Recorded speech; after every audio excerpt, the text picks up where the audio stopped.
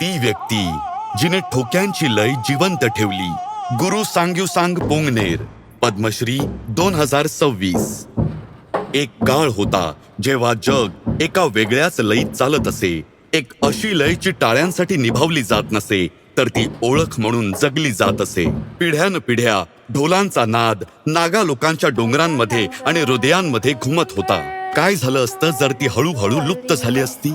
23 मार्च 1945 मध्ये एका लहानशा आओ नागा गावात जन्मलेला एक मुलगा फक्त संस्कृतीचं निरीक्षण करत नव्हता, तर तो वारसा आत्मसातही करत होता.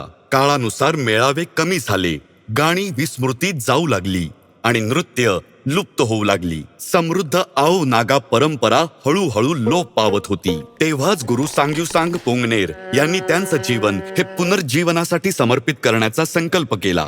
अगदी लहानपणापासूनच मला माझ्या लोकांच्या गाणी आणि नृत्यांबद्दल खूप प्रेम आहे. हे सगळं मी माझे वडील, आजोबा आणि गावातील वडीलधाऱ्यांकडून शिकलो. त्या काळी कोणतेही लिखित ग्रंथ नव्हते. सर्व काही मौखिक परंपरेने पुढे नेलं जात असे, ज्यामुळे हे कार्य अधिकच कठीण झालं होतं.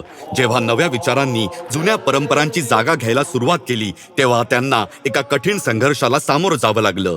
त्यांनी आपली स्थिर नोकरी सोडली, कोणतीही आर्थिक मदत न घेता आणि गावोगावी फिरून कार्यक्रम सादर करू लागले, ज्यामुळे समाजाकडून त्यांची अनेकदा थट्टा केली गेली. पण आओ नागांच्या आत्म्याप्रमाणे त्यांनी हार मानली नाही. हे कधीच पैशासाठी केलं नव्हतं. त्यांचा उद्देश होता आओ नागा संस्कृती पुढच्या पिढीपर्यंत पोहोचवणं, कितीही किंमत मोजावी लागली तरी.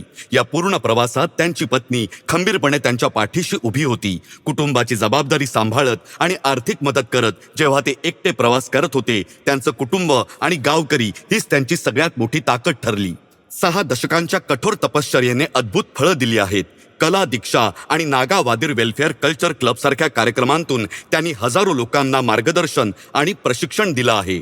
आज ते आओ नागा लोक परंपरेतील सर्वात ज्येष्ठ गुरु आहेत. त्यांच्या मौल्यवान लोकरचना स्थानिक, राष्ट्रीय आणि आंतरराष्ट्रीय मंचावर सादर केल्या जातात. पण आज वयाच्या 81व्या वर्षीही त्यांचं काम पूर्ण झालेलं नाही. माझं दार नेहमीच त्या प्रत्येक तरुणासाठी खुलं आहे ज्याला शिकण्याची इच्छा आहे. त्यांचं साधं घर त्या सर्वांसाठी लहान पडतं जे शिकायला येतात. त्यामुळे एक अकादमी उभारण्याचं त्यांचं स्वप्न आहे, जिथे आओ नागा संस्कृती समृद्ध होऊ शकेल. त्यांना खात्री आहे की ते योग्य पाठिंब्याने हे स्वप्न सत्यात उतरवू शकतील.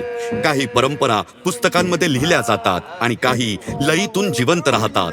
जोपर्यंत हे ढोल निनादत राहतील, तोपर्यंत नागा संस्कृती आणि एका माणसाची शिकवण चिरंजीव राहील. गुरु सांग्युसांग पोंगनेर, पद्मश्री 2026. कोटी कोटी नमस्कार.